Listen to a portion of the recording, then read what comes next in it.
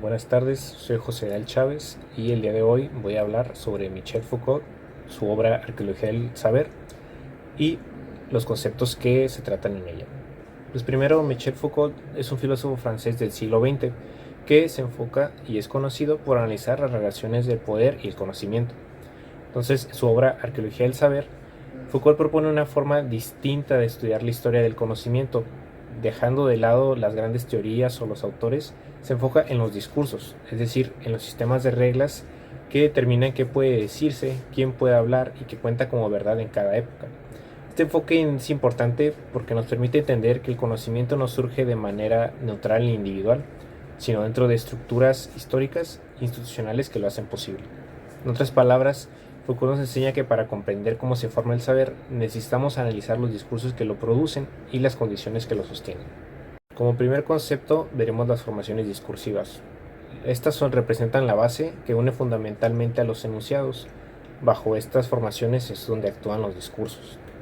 Foucault descubre que las grandes familias de enunciados que conocemos, como la economía, la medicina o la gramática, no pueden relacionarse mediante el dominio de objetos, pues estos están en transformación continua. Tampoco pueden basarse en un solo tipo de enunciación, pues es transversal y abarca diferentes modos. Asimismo, tampoco pueden hallar su unidad en la unidad de los conceptos que usan, pues resultan diferentes, contradictorios o los cambian con el paso del tiempo.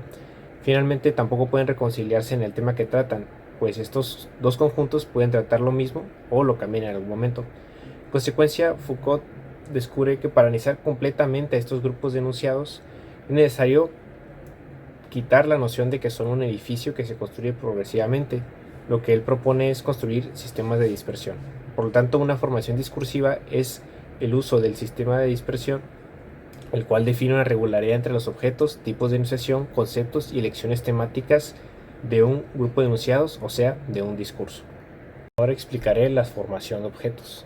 Los objetos dentro del discurso se forman mediante relaciones discursivas entre tres instancias. Primero, las superficies de emergencia. Estas son las áreas, ámbitos o contextos sociales donde aparece un fenómeno, es decir, las diferencias individuales captan la atención de las personas. Aquí se notan aspectos que van en contra de la normalidad establecida. Por ejemplo, con el caso del TDAH, en los espacios como la escuela, la familia o los grupos sociales, se notan comportamientos fuera de lo normal.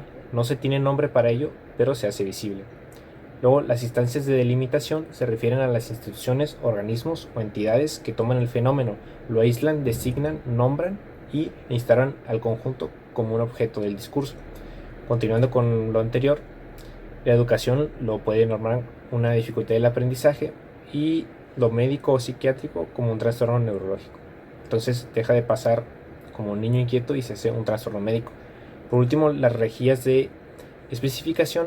Estas se refieren a los sistemas según los cuales se separan, se oponen, se reagrupan, se clasifican y derivan los tipos del fenómeno, lo que permite separar y estudiar el objeto. En el ejemplo que comento, se pueden reconocer subtipos del trastorno, crearse instrumentos de medición, o asociarse causas y tratamientos específicos. Ahora hablaré de las modalidades enunciativas. Estas dicen que los enunciados del discurso no vienen de cualquier persona. Su posición está reservada para un cierto tipo de individuo, el cual obtiene validación por parte del discurso mismo. Tomando el ejemplo de un científico que participa del discurso científico. Su posición implica criterios de competencia y de saber, instituciones, sistemas, normas y condiciones legales que le dan derecho a practicar, experimentar y transmitir el saber. Su autoridad no viene de su experiencia personal, sino de formaciones, credenciales, métodos y pertenencia institucional. Asimismo, su papel implica un cierto número de rasgos que definen su relación con la sociedad, o sea, su papel con investigación, hasta cuánto gana, sus responsabilidades u obligaciones. Por otra parte, se vale de ámbitos institucionales, de los cuales origina y valida su discurso, como la universidad, el laboratorio o la revista científica. Entonces, se afirma que el discurso científico no puede proceder de cualquiera. Su valor, eficacia, poder o autoridad no se separan del personaje firmemente definido que tiene el derecho de predicar. Por último, hablaré de la formación de conceptos usando como ejemplo la inteligencia artificial. Los conceptos son las regularidades entre los enunciados de un discurso, por lo que si queremos entender los conceptos tenemos que entender cómo se organizan los enunciados. Estos se organizan en base a tres áreas. Las formas de sucesión, que se refiere al orden en que se presentan los enunciados.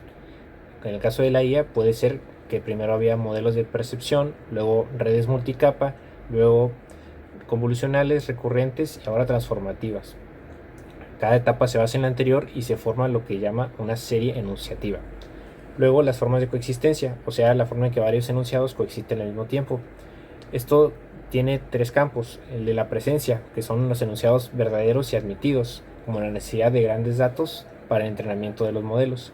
Luego un campo de la concomitancia, que son enunciados de otras áreas que influyen en el discurso, como la matemática, la lingüística y la neurociencia, que influyen en el desarrollo de la inteligencia artificial. Y el dominio de la memoria, que son los conceptos que ya no se usan y se tiene una relación más bien histórica, como el concepto de algoritmo o arquitectura. Por último, los procedimientos de intervención establecen cómo se puede trabajar con los enunciados, postulando métodos aplicables a estos. En la IA puede ser las técnicas de reescritura de código para mejorar el rendimiento, traducción de datos cualitativos o métodos de sistematización para organizar y estructurar conjuntos de datos. Recapitulando, las funciones discursivas son nuestro panorama bajo el que entendemos los discursos. La formación de objetos nos describe el proceso de definir qué se habla y cómo hablamos de ello. Las modalidades enunciativas establecen quién tiene autoridad para hablar y en base a qué. Y la formación de conceptos resalta que los conceptos no vienen del individuo, sino que nacen del discurso mismo. Esto nos demuestra que el conocimiento no es algo natural ni universal, sino el resultado de discursos que establecen lo que puede decirse y pensarse en cada época. Este enfoque sigue siendo muy relevante hoy, pues estamos rodeados de discursos como los medios, la ciencia o las redes sociales. Entender cómo se forman y quién los produce nos ayuda a reconocer que el conocimiento siempre está vinculado al poder, y cuestionarlo es una forma de ampliar nuestra libertad de pensar y decir en última instancia.